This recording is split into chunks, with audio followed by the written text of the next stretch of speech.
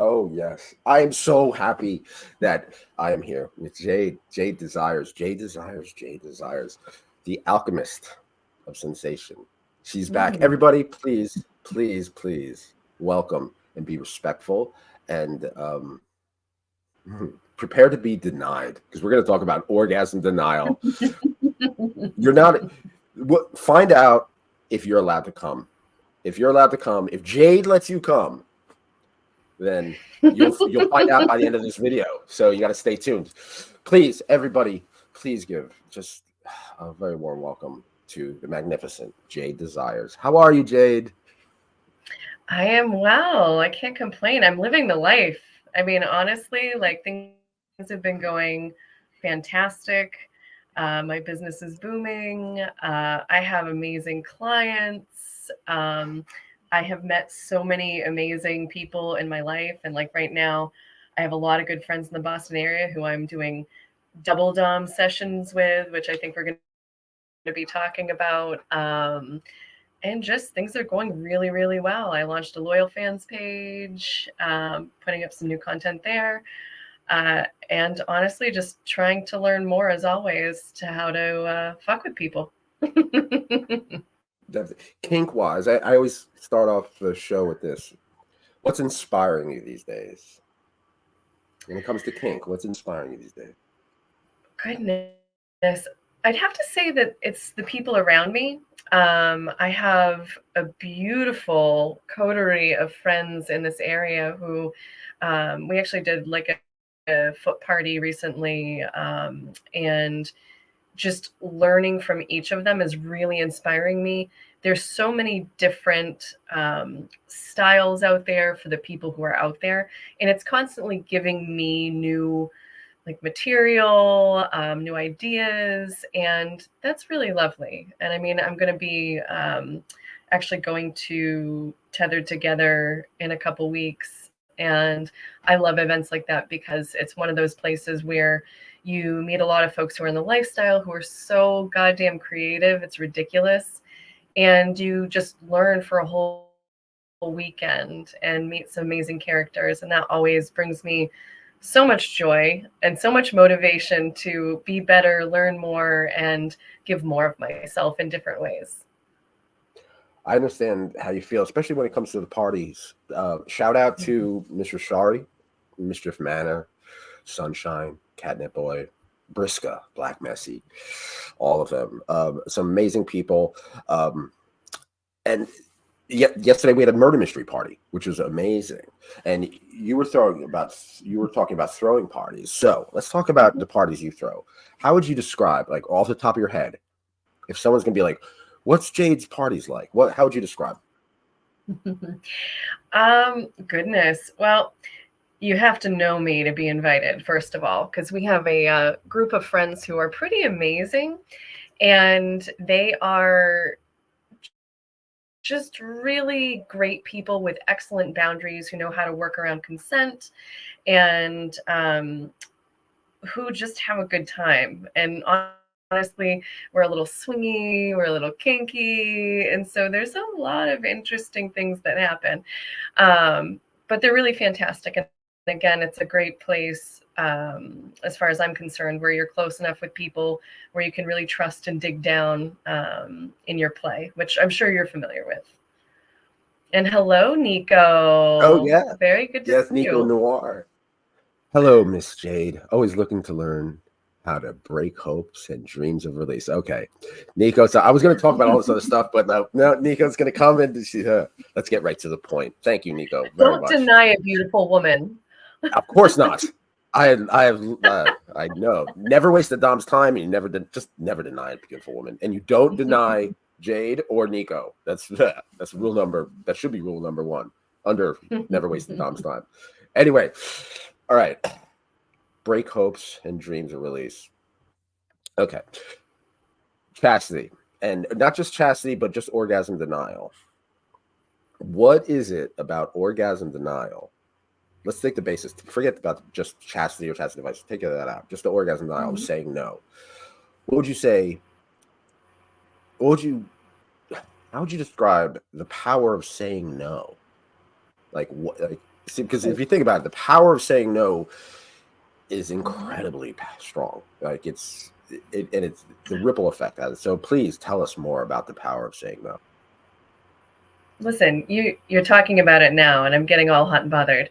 Um, the power of denial and control. Well, first and foremost, all of this is an exchange, and it's that energy exchange that really drives me. And when you are playing with something that is so deep, so deeply felt, when it comes to that desire that builds, and personally, I love building a pretty hardy desire to release or climax, and you have all that pent up like energy, and you see it in a person, and you feel it, and that's what I love, is somebody handing over all that energy and being willing to be denied the release of that energy and trying to figure out where it's going to go. And honestly, it just comes right to me because I enjoy just feeling their frustration for me. Because what a wonderful gift for you to give that to me. And that is such a lovely thing. It's such a wonderful gift to give me that energy and not have you expend it on yourself. Isn't that just a wonderful gift? Oh, it's so wonderful. Now let's talk about this denial, right? Do you ever now there's do you ever let them release? Do you, I mean, there's a point you can go very sadistic with Mhm. it, or as shout out to Sunshine, my key holder, let's put it that way. um, she's very loving, so you can go both sides. You can go sadistic and be very cruel with your denial, or you can go a very loving route, like, oh, I know better, I tell you when to come, I let you do that. So people play both ends of the role of the spectrum, so to speak.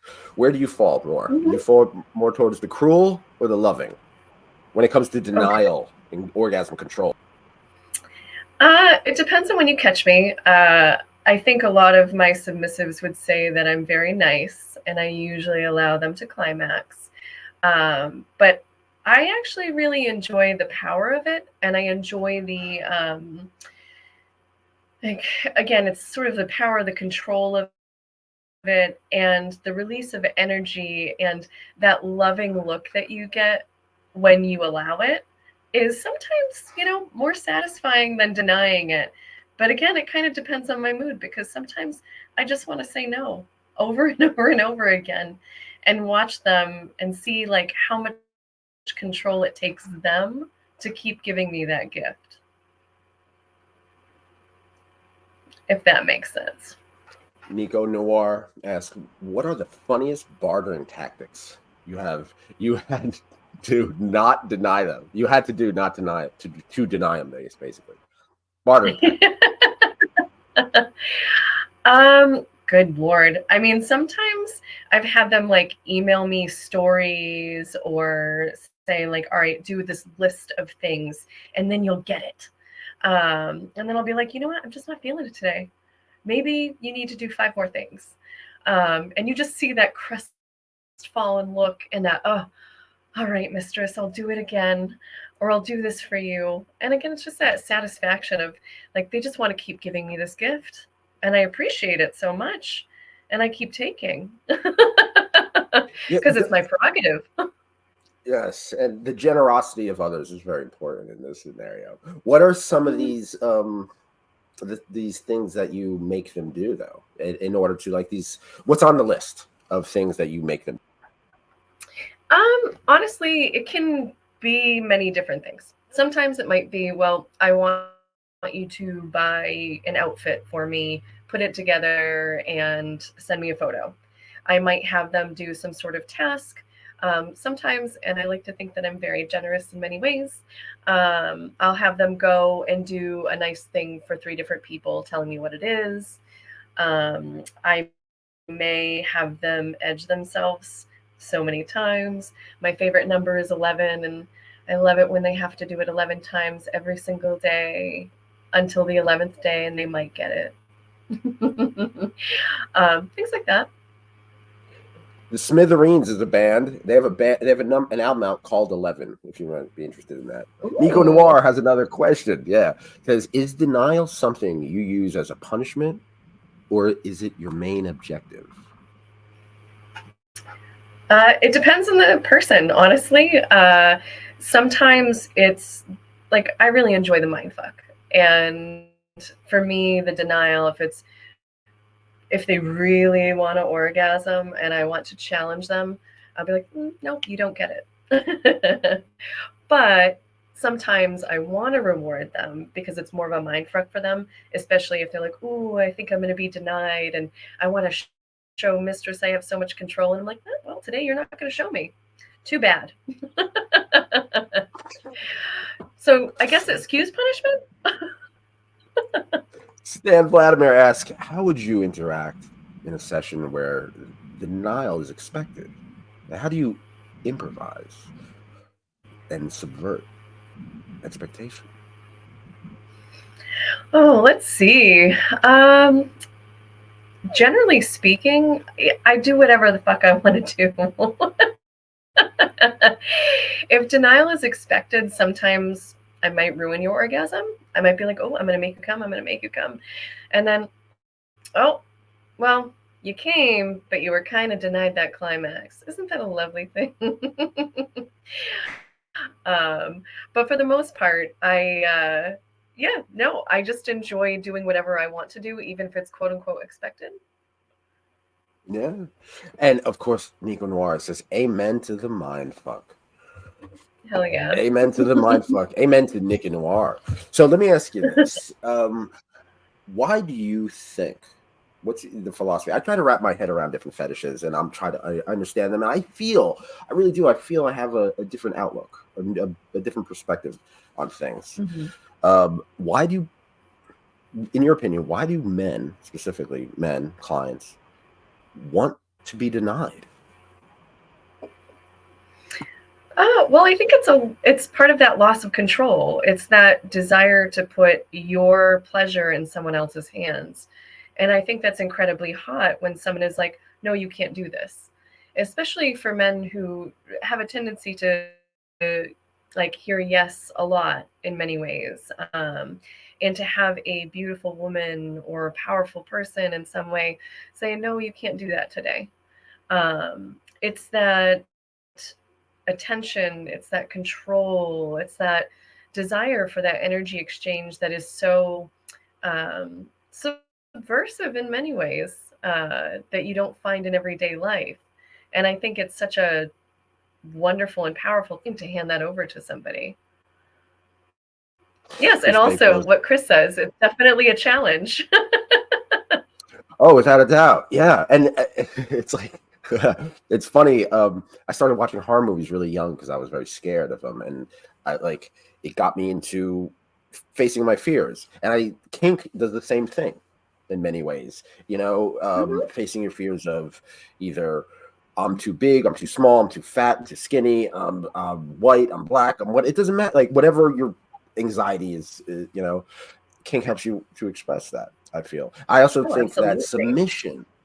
I think that submission is a beautiful thing in the sense that, I'll use cuckolding as an example, right? Mhm. Um, for example, I do not want to get in the way of the pleasure of the woman I'm worshiping. It's as simple Mhm. as that, right? And if that means if unfortunately she seeks pleasure in other people, then Mhm. okay, that could be a wonderful thing. It could be because she's seeking pleasure and she's happy, and I'm helping that, and I'm being a part of it. It's being a part of the thing. Mhm. That's the philosophy that when I try to wrap my head around it, that's what I feel is. Do you agree with that or no? With regards to like having someone like have more pleasure in their life. Yeah, well, no, just the beauty of submission. Like, I've actually, like, I think that people want to be denied from you because they feel Mhm. like they're a part of something. The fact that it's attention, it's even Mhm. the lack of attention is a form of attention in a way. Oh, absolutely. And not only that, but there is a form of power there too, because you have to have power in order to hand it over. And so, I think that's the beauty of power exchange, because when you have real submission, and it's like, no, you have a safe space in which to explore that real submission, you're still the one in power. If you're able to actually trust your dominant or top, they're providing a safe space where you can hand over that power safely and explore. And I think that's the beautiful part of submission, is that you're choosing a role, knowing that you have a safe space to explore it and diving in. And that takes courage, which is, I think, is amazing. And that's why, like, my clients, I say all the time, it takes real courage to explore this. And I feel Yes, privileged to be able to have this space that allows you to do that. it does. It takes a lot of courage, and that's why it's so important for people like you to exist, really. So people who have this fetish, this desire, to express it in a safe way. Chris Bakos asks, do you ever deny males by remote, Zoom, or Skype? Please. Oh, yeah, all the time. I love distance training and things like that. And so, I will play with people who are all over the world. And one of my favorite things is creating pointed training programs for people based on sort of the goals that we negotiate and discuss ahead of time. And me asking, how do you enjoy being challenged? And that might mean, like, I send you audio files to, like, fuck with you while you're in chastity, or tell you, you don't touch yourself. And, if we have that trust where, if you do touch yourself and I can create some sort of punishment for you, I might create some sort of audio file that's kind of hypno vibe or something like that. But I love doing stuff where you're just connecting with people. And for me, seeing people or talking to people is so much better than, like, texting. Although, if that's the only way someone can connect, it's great. But I do love seeing people's faces, because there's definitely more of an energy exchange there, or a voice, obviously. Sunshine says, I feel privileged when my sissy gives himself over to me. I truly feel honored that he feels safe and secure with me. It's a beautiful thing. Jay Patrick Carmack asks, Mistress, what is the longest time you had someone in chastity? So I don't tend to use chastity devices as much as I think other people do. But I do love mental chastity.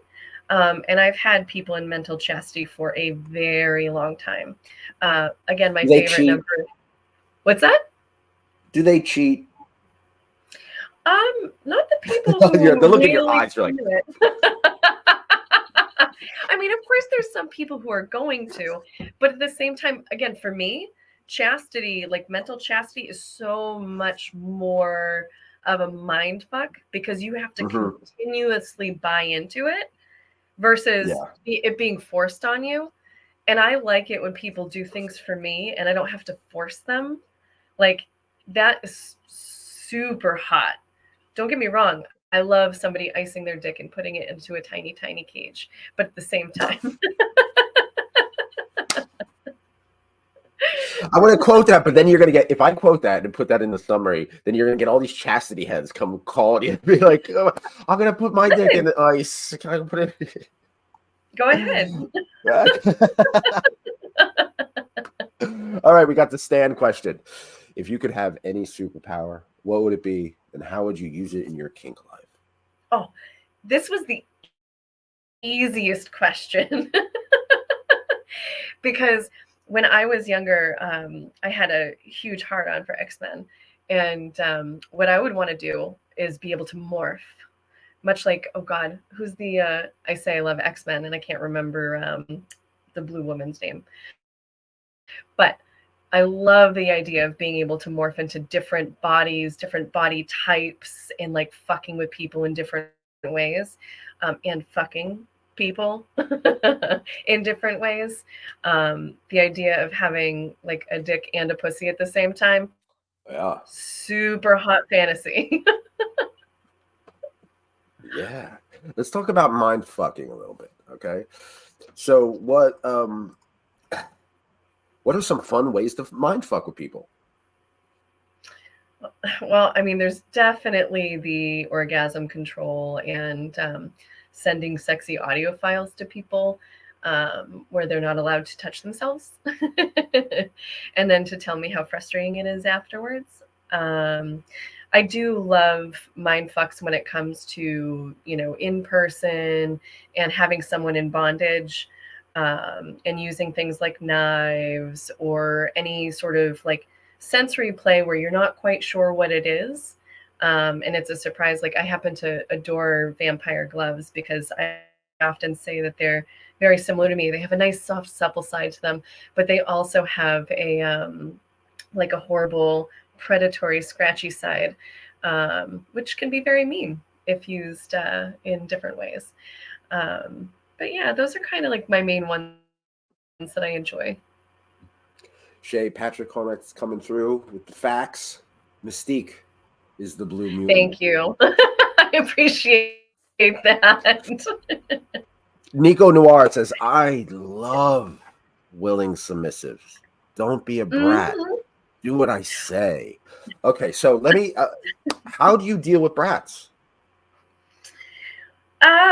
I don't tend to, I guess, get a lot of brats who come to me. I have one person in particular who I'm seeing very soon, and it's funny because she's going to laugh at this. I don't really deal with brats well because to me, again, a big part of my pleasure is someone wanting to do something for me. And I don't want to have to force myself into saying no or this and that. It's not an energy exchange that does much for me. I can absolutely appreciate it. And I know some people who can wield that brat energy really well. It just doesn't attract me much. And I tend to prefer, like Nico, I just want you to be a willing submissive and bow down to me. And PD's coming through with greetings, Goddess Jade. What are some of the most humiliating things that you have done to a sub or a slave? Um, there's a handful of things, but again, it kind of depends on the person, because what one person finds humiliating and what another person finds humiliating is very different. Me and one of the other doms in the area recently tied someone up, and we decided to do like kind of a little fashion show thing with them, where we cut up their clothes, put bows all over them, made them do like a little walk around for us, which to them was very humiliating. But, for some people, that just might be fun. I've also shoved pies down people's pants, which I love. Pieing people is very satisfying in so many different ways. What's your Um, favorite flavor pie? When to use in that, not to eat, but to use to shove down someone's pants. oh, so many different kinds. I had them pick up like Boston cream pie. I had them pick up make pies out of like pudding, like vanilla and chocolate, because you have to have a mixture. I had a key lime pie, but I just like the varying feelings of them because I'm Mm-hmm. I'm definitely a sensation slut. So I like the different sensations of squishing, and so like I do enjoy splashing and like gunge fetish and stuff like that. So let's talk about sensation. You are an alchemist of sensation. My queen is a sensualist. Let's put it that way. So and there are a lot of people out there who are probably with somebody, and their partner probably could be a sensualist, and they may not even know because they're not in tune. So, Mhm. what is a way to be sensual, loving, caressing in everyday life? What are some like things that the average person is not thinking of? Basically, teach me how to be Oh, good. sensual. All it takes is really mindfulness, because to me, it's a matter of enjoying the sensory world around you, whether it's like putting clothes on or like running your hands through your hair, or eating, one of my favorite things. Taking the time to actually like enjoy the smell of something. You know, before I actually got on, I actually spritzed myself with my favorite scent because it helps get me into a headspace. And I like the smell of it. It adds to my experience even here. And just like really being mindful. Like one of my favorite things to do with a lot of people is teach them how to worship. Because to me, worship is about losing yourself in an activity with another person where, you know, it might be my foot, it might be my leg, it might be my hand.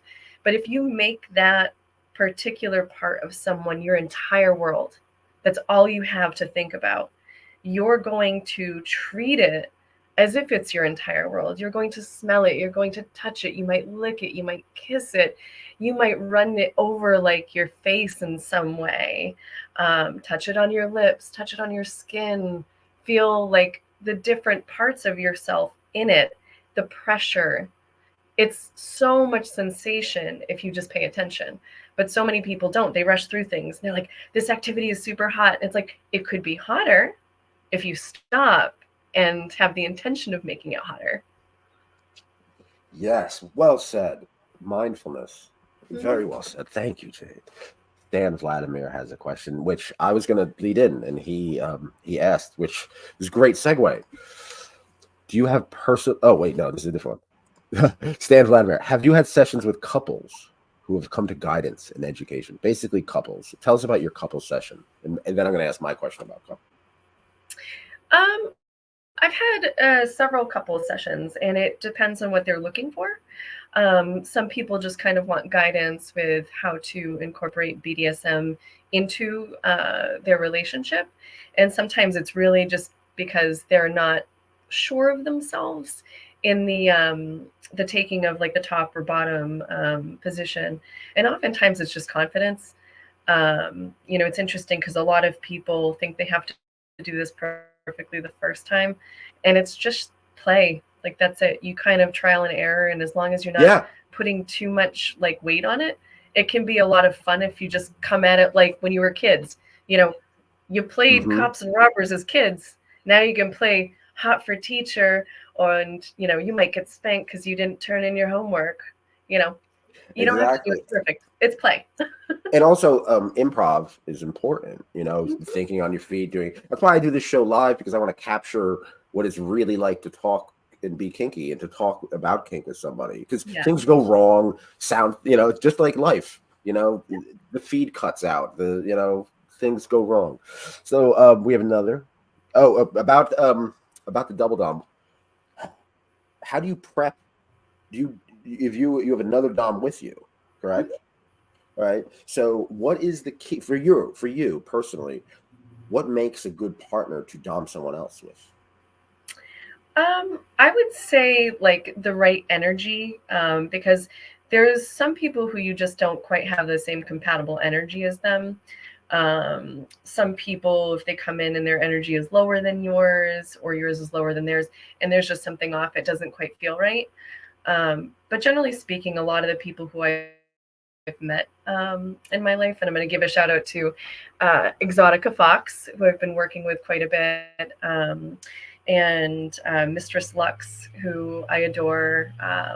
There's a lot of really wonderful people who you just kind of jive with, and you can feel it right away. And it adds so much energy to the scene as a whole, because you just kind of work off one another. And it's like if somebody can meet your energy where it's at, if it's sort of like a cool, calm, collected energy, and maybe one day you're the good cop, they're the bad cop, and vice versa, it really works. But I think a lot of it is just finding like someone who has kind of compatible energy and who has a similar goal when it comes to where you want to take someone. My friend Gabriella asked a question. When was the last time you spit roasted somebody? And I'll answer that question. What and where were you? Everywhere. Yeah, it usually ends up that way. I'm greedy, so I like it always. All And right. it's all my All right. way. So. So you're in Massachusetts, right? Mhm. You're in Massachusetts, and you're throwing parties in Massachusetts. I'm in New Jersey. Every scene's got its similarities and also unique, attributes. How would you say Massachusetts is a little different than other scenes or other kink scenes in the country or the world, or just how would you describe the Massachusetts kink? Well, to be honest, a lot of it is non-existent because in Massachusetts there are what they call the blue laws, and so you can't really do parties in Massachusetts. So oftentimes people go to like New Hampshire or Rhode Island, where there's wonderful parties. I highly recommend checking out Choice Social Club if you're in the area. They do fetish nights, I think, once a month. They have a really wonderful scene. It's really well run. But they also have like wonderful rooms. They sort of have dungeon rooms, playrooms. It's typically like a swinger place, but they do have wonderful fetish nights. Uh, but there's a really wonderful contingent of community in this area. And again, they kind of go to New Hampshire, Rhode Island, Connecticut for parties and such, and events like KinkyCon or Tethered Together. Those are really wonderful events for people if you're in the area. I highly recommend them for like the classes, the vending, and the play parties. That sounds cool. We have another question, of course. This is coming. Do you have personal slaves, goddess? This is from PD. Do you have personal slaves, goddess? If you do, what are the tasks and the rituals they have to perform? It depends on the person, because again, for me, energy exchanges are very unique.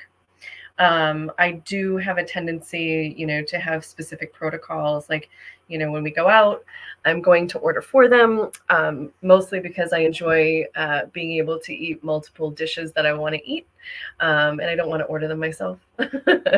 um, Yeah. I do have them greeting me in specific ways. I do also have them, there's a requirement to essentially try to take care of themselves, so that I don't have to worry about them because I get very protective of my people, and also to help me out financially here and there, whether it's buying makeup for me, something small like a coffee every day, but just helping me out in different ways. And I will ask them at times to help me out at events.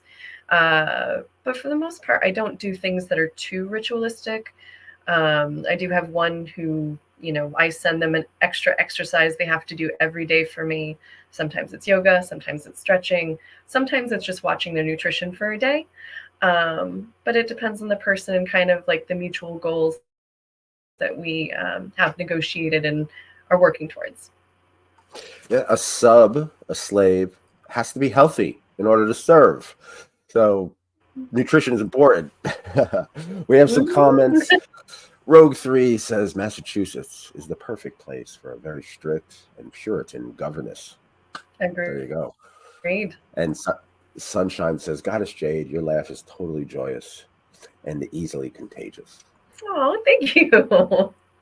Andu Kundu says, Goddess, do you like locking men in chastity? We did discuss this before, so please rewind. But Bust Me 76 busted in the conversation. He said, oh, mistress, you do ball busting sessions. You have favorite cookware.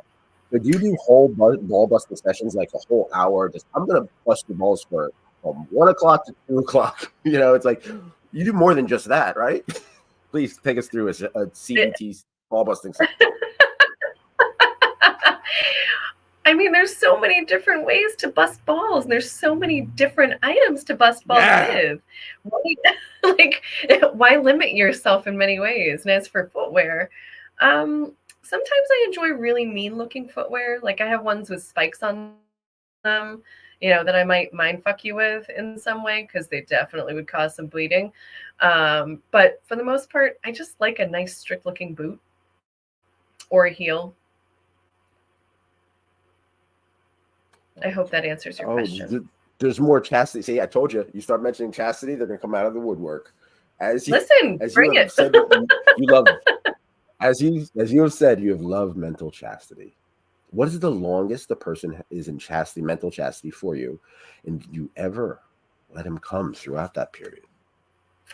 Um, I want to say the longest I've had somebody was like 3 months. And no, they're in chastity. They don't get to come.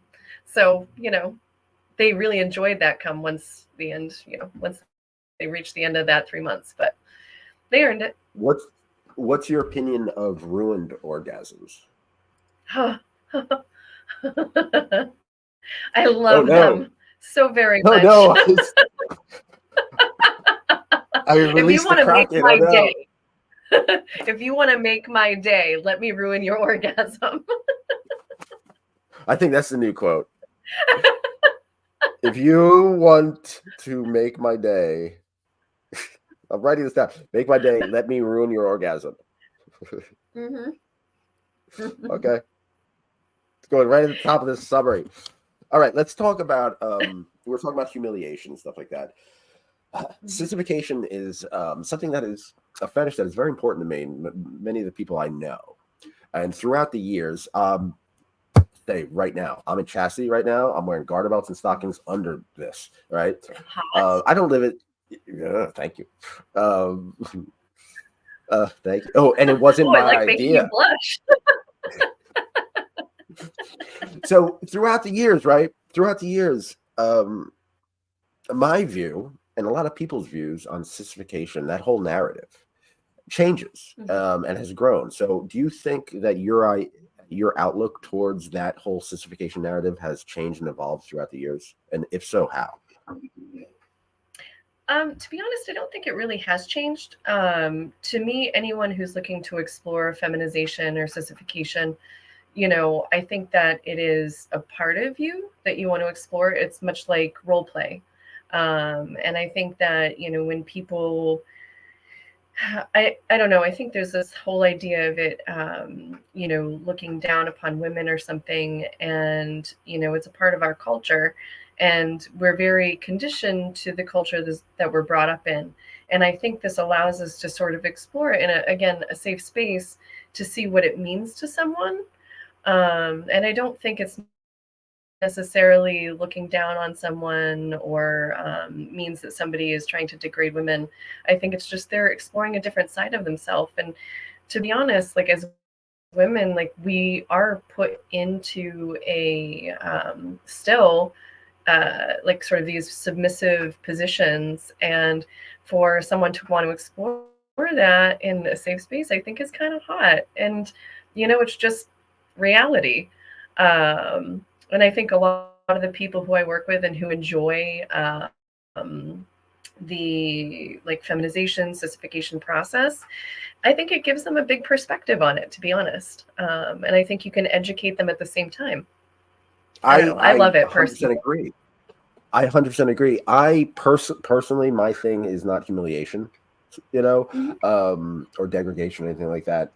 I use the sissification aspect more as on the femdom control Yep. aspect, and basically, so she knows, she knows that for some reason I get incredibly turned on when she puts me in garter belt, stockings, panties, lock me in chastity, and I cannot control myself. I become a worshiping simp. Really, I really do. And Be all still my heart. the only thing that my sole purpose in life at that moment is to make her come. That's it. Nothing else matters. You know what I mean? So I view that as fun role play, Oh, basically. So listen, any kind of feminization does it for me. I love seeing men in panties and like hosiery. It is so hot. So hot. there you go. Yeah. So I tend not to. I don't embrace the humiliation aspect because honestly, personally, I think women in many ways are superior to men and shouldn't be degraded, as all. And if anything, I'm going to get on my soapbox, but men have been, it's through fear. That's why Yep. misogyny exists. You know what I mean? Anyway, let's get off my soapbox. PD asks, do you enjoy water sports? Hard sports, goddess. Can you please share a few unique experiences involving water sports or hard sports? Interestingly enough, I don't know if I've ever heard the term hard sports, but I do enjoy water sports. You know what hard sports means, though. Well, I can assume, but water sports I do enjoy, and I love claiming my property that way. That feels really good. As far as a unique experience, I once had a triple with two other beautiful women, and we all, enjoyed peeing on our property all at the same time. It was so coordinated and so gorgeous. It should have been filmed. That were. Oh, sorry. I watched this silly movie called Strays. Right? It's got Will Ferrell, Jamie Foxx, and they play dogs. They voice dogs, and their big bonding moment as dogs, as stray dogs, is they get into a circle and they lift their legs and they piss on each other. Just, you just made me think of that. Thanks. You're welcome. You let us know what hard sports is. I'm not going to repeat it. So let's talk. All right. We're get it. So let's get Wait, into. I'm going to clear the. May I clear the air? I do not do Of that. course. There's zero, like, I don't yuck someone's yum. I think it's awesome if you want to do it, but not my thing. Yes. Oh, IDK. Mistress, what are some of your cruel ways to deny an orgasm? And also, what's your favorite method of denial? Dig deep into your cruel side.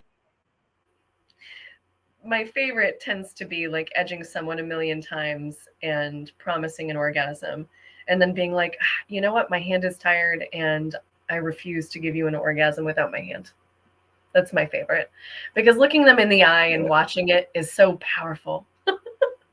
And it's also, if you think about it psychologically, if they're serving you, if they're the sub, your hand should be like working and work fine and be happy. You shouldn't have to work. Your hand shouldn't hurt, right? And it shouldn't be tired. So what they can do shit after that. Victor Resner asks, do you enjoy forced bi? Please tell us about your forced bi session. I absolutely love it. Personally, like, I think it's really hot having someone do something that's so taboo. And again, providing kind of a safe space for it. And I'm an absolute voyeur at heart.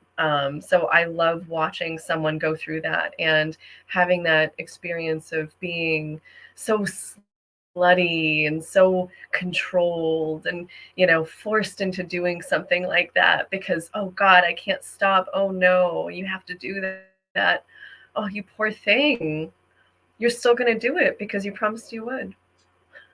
And it does go hand in hand with the sissy narrative as well. A lot of like straight men who like end up sissies end up sucking cock or doing something bisexual because it goes with the territory, pretty much. And it's hot. Like I'm pansexual, so it's like, why wouldn't you want to experience the plethora of like sexual and kinky experiences? Like, not personally, I'm here for it. Yeah, I know exactly how you. So what if now someone comes up to you? They're dealing with this internal thing. They've never, filleted anybody. They never did anything with anybody.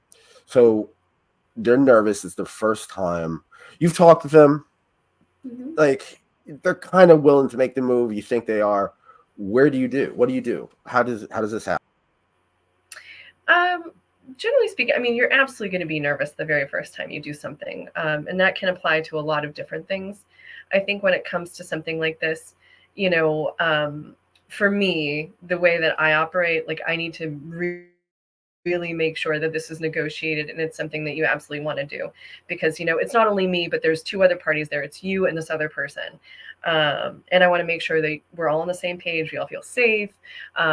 Make sure the entire situation is safe, physically, emotionally, and mentally. But if you want that coercion, I am more than happy to whisper in your ear how hot it's going to be and what an experience, and get you to a point where it's like, no, you want this because you asked for it and you're going to do it. But of course, with anything that is safe, sane, and consensual, or rack or prick, if someone wants to bow out at that very last minute when they go to put a cock in their mouth, I am more than happy to back off. Because again, this is all about having fun, and I don't want to traumatize anybody. Yeah, Stan Vladimir asks, how do you get into headspace during sessions? Are there moments when you or your sub have difficulty getting into the space? Oh, of course. Everybody's human, and sometimes when you're scheduling out scenes, the person might have a bad day. I might have a bad day.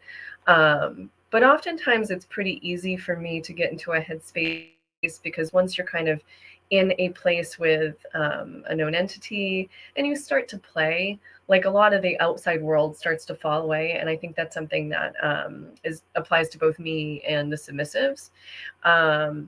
If they're having too difficult a time, we might just stop and chat and like just chill and get to know one another better so that the next time we have an even better time.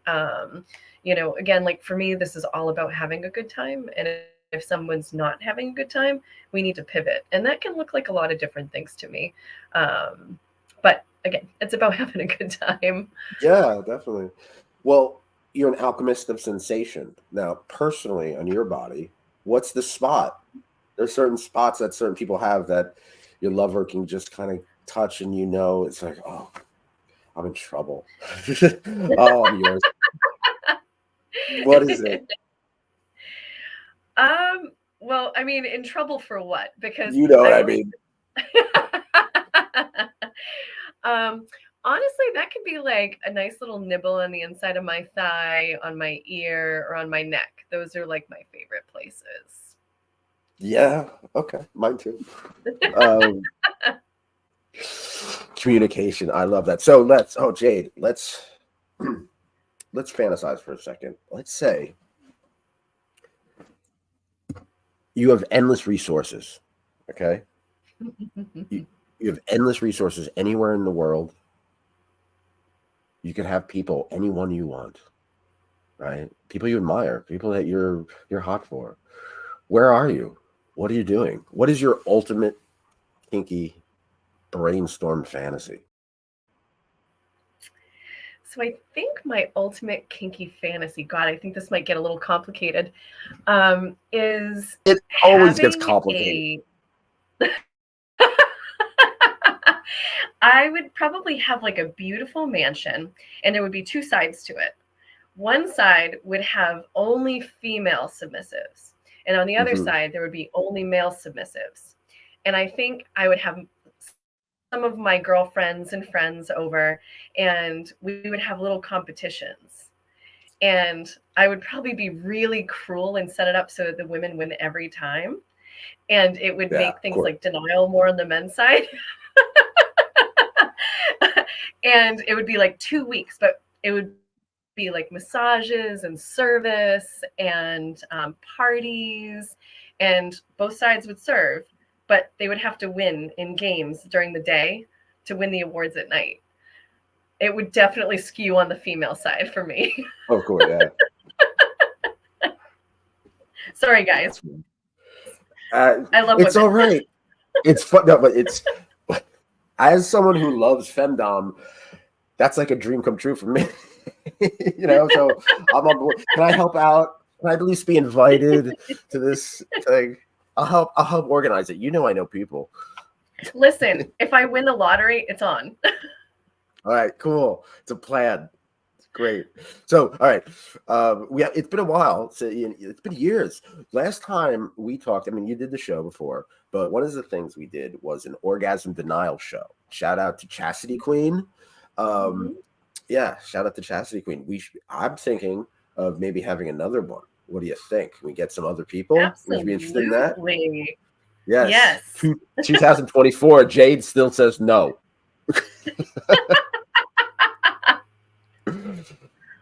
Jackson says hi, mistress. All right. Hello. Rapid fire recommendations. They always lead. They're never rapid fire.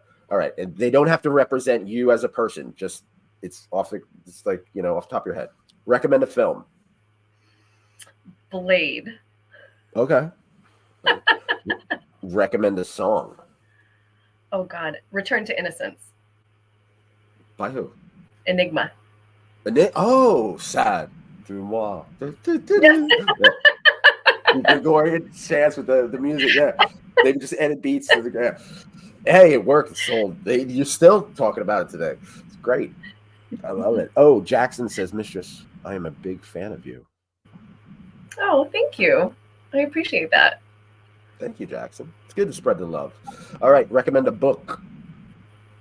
Outlive by Peter Attia.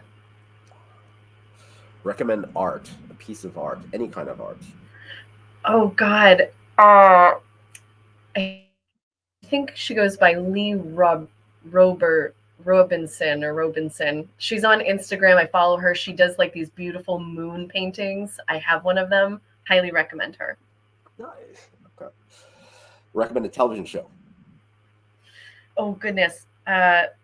Big Mouth. Big Mouth, Nick Kroll. And there's a Yes. spin-off. There's a spin-off to that called Human Resources. Have you seen that yet? I have not. I don't get a chance to watch TV much, but I do love that one because it's pretty honest about sexual, like growing up and sexuality coming to the forefront. Recommend a meal. Oh, I haven't had it yet, but I had a friend who went to this place called Oya in Boston. It's one of those omakase places. Wow. If anyone wants to take me, I will 100% go on a date if you simply buy the meal. It's expensive as fuck, but I want the experience. Speaking of movies, thank you to people in the YKF chat group for recommending what's it? Dogs Don't Wear Pants. I think that's called. It's a British documentary about a dominatrix, about a guy who's obsessed. He goes, I think, yeah, Dogs Don't Wear Pants. I think it's called, and it's wild. It's definitely it's on Shudder right now. I highly recommend it. Also, of course, Preaching to the Perverted, Personal Services, and some great movies, kinky movies that everybody should watch. IDK says, as you were a pansexual, do you have any female subs, if any, throughout your career? Then what's the scenario with them in terms of edging and orgasm controlled? Good question. Thank you very much. I do have female subs who I adore and who also get my mean side by edging and orgasm control. I absolutely love edging women and then denying them because they don't get denied very often. And the look on their face. Granted, I tend to be more generous with them ultimately because I also really love seeing women orgasm. So, but that's more for me than them. And I knew this was coming. This guy Jackson wants to be your toilet slave. So you have toilet slaves applications piling up, just so you know. I appreciate it, but I think they missed the part about hard sports with me. Understood. Okay, we're gonna do a game. I haven't done this. I don't do this all the time. I used to do it all the time. I did it with you before. We're gonna do it again. This is the 2024 version. It's the word association game. Oh God, I need to get myself ready for this. Get your helmet on. Strap yourself in. I'm gonna say a word or a phrase, and you say the first thing that comes to your head. First thing comes to your mind. So if I say denial, you may say no. But let's say you're thinking of, let's say you're thinking of a movie, Dogs Don't Wear Pants. If I say denial, you say Dogs Don't Wear Pants. There's no wrong answer. Okay? Mm-hmm. All right. Are you ready? Yes. All right. Sissies. Pantyhose. Pegging. Ass. Knife play. Oh, hot. Fire play. Cupping. Face slapping. Sexy. The 50s housewife dynamic. Oh, make me dinner. I know that's more than one word, but Oh no, I'd say word or phrase. Word or phrase. What about the daddy baby girl dynamic? Not for me. The boss secretary dynamic. Get under the desk. That's a big in sissification. It's a big thing. The boss getting turned into the secretary or something like that by this. It's a huge porn Ooh, narrative. Yeah, yeah. I've never thought of that. Oh yeah, sissy slut secretary by Tanek. It's like an hour and a half long too. But like the guy is goofing off at work, and the female boss comes in and is like, "I see you looking at porn. That's sissy porn. I know what I could do. I'm gonna put you in garter belts and chastity and stockings and make you my secretary." You just gave. Oh, I hope one of my subs is watching this right now, because this is totally gonna happen, and it's gonna be a double, and he's gonna have to, like, answer to both me and another executive. Nice. Yes, we got to hit the bottom line, people. Q4 is coming up. The shareholders, we must answer to them. So ridiculous. Okay, so we're still on the word association game. We're still in the word association game. Okay. Garter belts. Men. Chastity devices. Your penis goes in. Splashing. Oh, pie. Sex magic. Glitter. Okay. All right. Pup play. What was that? Pup play. Leash. Okay. All right. Adult babies. Not for me. We talked scarification. Water sports. Get in the tub. And finally, we've reached the end. No pun intended. Scat. Nope. Jackson asks, Mistress, how do you feel while when you spit in the slave's mouth? So how does that make you feel, Jade? When you spit in the slave's mouth, how do you feel? Tell me about it. Honestly, it depends on the person, because to me, if they really want it, I'm going to deny them. If they don't want it, but they're okay with it, I'm definitely going to do it. And I'm going to thoroughly enjoy it. I also really love telling people that they're carrying me around for the rest of the day, and that I'm a part of them. IDK asks, what's the longest you've kept your female sub denied?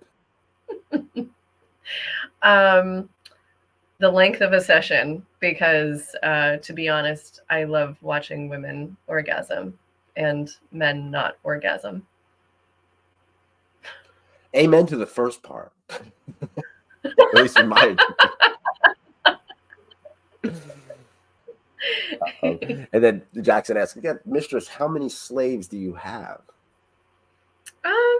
It depends on what you qualify as a slave. I have three personal submissives, but I also have a lot of people who help me out, who would thoroughly enjoy me calling them slave, and do sometimes. So it depends on how you qualify it. And then PD asks, do you enjoy pony play, guys? Do you have any experience with pony play at all, or any of that? To be honest, I don't. It is something that I'm very curious about, but I don't have the equipment, the space. But I would 1,000% be up for exploring it with somebody if they had the space and the equipment to do so. I think we should start a ranch. Get real. Listen, I'm going to buy that mansion. Dogs. Yeah, well, the mansion. You can have a stable boy. Kennels, a stable. There's going to be, the submissive house. So, okay. This guy, here's a way to save no to somebody if you want to say no. Mm-hmm. Jackson, Mistress, I want to be your servant. Please give me a job. There are a lot of ways to contact me to ask about a job like that. But it's not something that is an immediate you ask and I give. You have to earn it. And it's a pretty hard process, to be honest. So just FYI, you're welcome to reach out, though. PD asks, have you ever tried public humiliation? Absolutely. I know. I do. It's not. Please tell us It's an example. a lot of public humiliation for me is very discreet. I dislike things when you're bringing people in non-consensually, but I've absolutely been in a restaurant where we're at the back of the restaurant and I know nobody's really around. There's always like the potential for someone to come in, but like dropping some ketchup on my shoe and being like, oh, you got to get that for me, and them having to get under the table to pick something up to lick it off, something like that. Yeah, wonderful. Oh, Stan Vladimir has a question too. Have you done cosplay sessions? Let's take that question a little further. Outfits, and not just cosplay of like anime or science fiction characters, but there's costumes. You know, I went to an '80s murder mystery party at a dungeon, at a sex dungeon at Mischief Manor last night. It was great. Shout out to Mischief Manor, everybody there. But it was very '80s, so there were a lot of leg warmers, a lot of That's scrunchies, awesome. a lot of pastel, you know, a lot of collars like up. A lot I of wore a pop suit. colors. Yeah. I wore a suit. I was a yuppie. You know, I was like an '80s yuppie. That was my thing because I wanted to look good. You know? I'm sure you did. I wanted to at least, yeah. So let's talk about costumes. Do you enjoy costumes? You know, in your role play, certain things like there's the classic French maid outfit. I'm sure sissies come up to you and they're like, "Put me in a French maid outfit," stuff like that. But what costumes do you enjoy? What costumes do you find have a good time? Either you wearing or them wearing. I love all sorts of different kinds of costumes. Whether or not I invest in them is a different story. Like I love Catwoman. That is one of my favorites. I do love sort of like the nurse play because I do enjoy a lot of like edgy needle um, play like that, sutures, fun things. But for the most part, like cosplay, it depends on the character. I do love role play and would 1,000% be up for doing a cosplay, but it would depend on the role. And if somebody is willing to buy a particular costume for me, that is more than welcome. But I don't invest in a lot of costumes or outfits that I'm not going to use often. I'm a very practical person. So, Wow. yeah. Yeah. Honestly, the French maid outfit I have, I actually clean the house in. So it's That is practical. hot. It's all about being practical. So Mm, absolutely. And hot. I totally had a question. Okay, so we talked about double doming sessions. Oh my god, I had a question in my head that was so good too. P.S. The tattoos on your feet look really cool and interesting. PD says, Thank you. and that's an extension too. Thank you for answering the question, Goddess. Your laugh was really enchanting. And then Stan Vladimir asks, Catwoman or Black Cat? Catwoman. Michelle Pfeiffer as Catwoman is the hottest. Oh And if yeah. I could someday have a latex outfit that's exactly like that, I would 1,000% wear it. Nice. IDK says, Mistress, what are your thoughts on giving aphrodisiac pills, sex pills, to your sub and edging them and denying them when they're horny as hell? What's your I'm in. opinion on I'm in. I mean, honestly, anything that is going to make your experience that much harder for me is I'm 1,000% in. So, all right, now let's go back and go to the cause of this. Why do you get pleasure out of this? You know, like why do you think you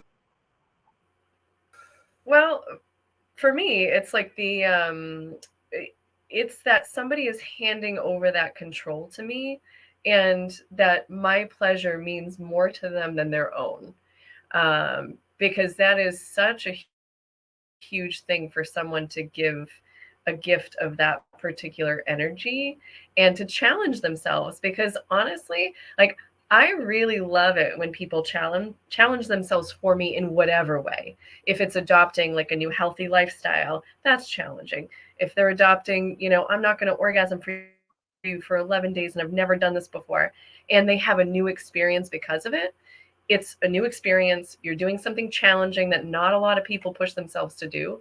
And that for me is like, again, a gift, because not Hmm. only do I get to watch it, I get to hear Yeah. about it, I get to hear about your experience, and you're doing it for me. Yeah. It is pretty wonderful. Back to the parties though. What makes, Mhm. like I said, I just came, like, I had a wonderful party last night. In your opinion, your kind of parties, what makes a good party? What when you're throwing a party, what do you need to have to make it good? Mhm. What makes a good party in Jade's eyes? I think a good party generally has like a lot of people who are on the same page when it comes to kind of like boundaries, consent, also, curating a group that has kind of a similar energy and a similar desire to play in different ways, and who are very open to seeing different types of play, even if it's not necessarily their thing. I think that's all really wonderful. The best parties I've been to have been ones where it's a smaller group. People know each other really well. There's kind of like consent for people to kind of touch. And I'm definitely, again, a toucher. And I love making out with people. It's one of my favorite things. So knowing people and feeling comfortable to have that level of intimacy is really lovely. And I think when you have a group who really knows each other and knows each other's boundaries, it allows you to sort of explore in a safer environment, and for them to explore in a safer environment. Yeah. And one thing, it seems like it's the Wild West out there for kinky people. Platforms are being, people are being deplatformed. People are losing, their Instagram accounts. Twitter's now X, and Eros is changing, and the BDSM section of certain sites are being evaporated and stuff like that. So I'm using this to kind of keep the connection going because Yeah. you know, Facebook, Twitter, that's all going to go. Platforms go. And so just like this platform is going to go too. So I always want to keep up people. What are you using? How can kinky people help each other out? Um, I think honestly, it's kind of supporting the networks and providers. Like OnlyFans is kicking a bunch of people off. I started my loyal fans page because they're a lot more, sex worker friendly. They're also a lot more friendly to, whoever is on there in general. But helping support platforms like FetLife, I think they're a wonderful place. They've made some great changes over the years since I've been on, and I've been on for quite some time. And I think they're moving in a great direction. I think supporting things monetarily, in addition to supporting even legislature, is huge, because there's a lot of people who are very puritanical out there and who don't understand kink. And I think directing people to shows like this or to other platforms, I know Todd Max Carey, he developed a movie called Touch Kink. And it's sort of about like the kink community and sort of trying to get people to go against what the stereotypes are out there and see it for what it really is. And I think trying to educate people is huge, and making sure that people are also safe and, Yeah. negotiating properly and getting proper consent and not giving kink a bad name. So both of us are on this journey. We have experienced, things, and we know things, so we can help other people. But our journey's still going on. We're still Mhm. walking down this path, so to speak. So where do you want this path to lead you? Where do you want this kinky path to lead you? So it's interesting because like I've been thinking a lot about sort of my trajectory, and I love doing, sessions and playing with people because I get to party every day, which is amazing. Um, but I am trying to move in a direction where I'm going to be getting my life coaching certificate so that I can go on and eventually write some books, not only on kink, but also on like relationships and intentional living. But I want to move in a direction where I am educating people more. And a couple of the books that I want to do are going to be essentially about educating people on what this is and trying to break down some of the stereotypes. Because it is really a wonderful space for people to learn about themselves, to let go, to simply be, because this holds a space for people to just kind of be who they are and accept parts of themselves that in our current culture we dismiss too easily. And so we're kind of living our lives as not a whole, which is why I think, what I do and what other kinky people do really allows us to tap into our whole selves. And I think that's a beautiful thing. Ruined orgasms or post-orgasm torture? Why can't you have both? Samarok Dash asked that question. Thank you, Sam. All right. So thank you, Jade. Okay. So, like I said at the beginning of the show, you have the power of the listener. So I guess if they want to be told no, which they probably will be told no, or if they want to orgasm, they're going to have to contact you for permission, I think, right? How can they contact you for permission? And they're going to beg. How can people contact you? Well, the best way to contact me is always through my website, jadedesires.com. That is my favorite way to be contacted. And it is the most likely place that you'll get an answer. I also am on FetLife. I have a loyal fans page. That's another great place to ask me permission. You'll get my attention there a lot faster. FetLife, very long delay. I don't really do a lot of direct messaging there. Instagram, same thing. But you can find me there. You can, follow me, look at all the photos and things like that. And I'm also on Twitter or X or whatever you call it these days. Feel free to follow me. My loyal fans, I do offer like audio files, videos here and there, and you'll see, a lot more than you'll see on other platforms. But those are the best ways to contact me. And of course, we have another question. IDK says, how do you control a sub-orgasm when they're on point of no return? So does accidental orgasms happen to you? And what are the punishments? So basically, when they accidentally orgasm, how do you punish them? Of course. Again, it depends on the person. For me, I often try to explain to people that my punishments are not punishments. If you ruin fun for me, I'm going to ruin fun for you. So that might mean like you don't get an orgasm for quite some time, or you're only allowed ruined orgasms for some time. Or, you might not have my attention for some time. And I will expect certain things from you to make up for that lack of joy on my behalf. So it just depends on the person, but those are potential options. As a fellow kinky person, it is Sunday night. You got anything special going on tonight or this week? Anything planned? Well, I am very excited because I have a very busy day tomorrow, which I'm very psyched about. And I'm doing some fun role plays with my friend. And yeah, I don't know. Tomorrow's going to be a great day. The rest of the week, I'm busy. I'm kind of doing like adulting things, which is never fun. I get to do my taxes on Wednesday. Yay! But but I don't know. Like, why do I have to bring that up? Listen, I get to bookend it with like kink, so it doesn't matter. Right on. Well, Jade Desires, thank you so much. You have been a light in my life, really. You've been on the show before several times. You did the orgasm show, and just like I said, I told you this off camera. Yeah. Just seeing you, and knowing you, and seeing you like on my feed and doing what you do, and I'm proud to know you, and it's wonderful. I'm like, I feel cooler because I know you, and you're doing it. You're kinky as fuck. I love it. You're kinky as hell. It's great.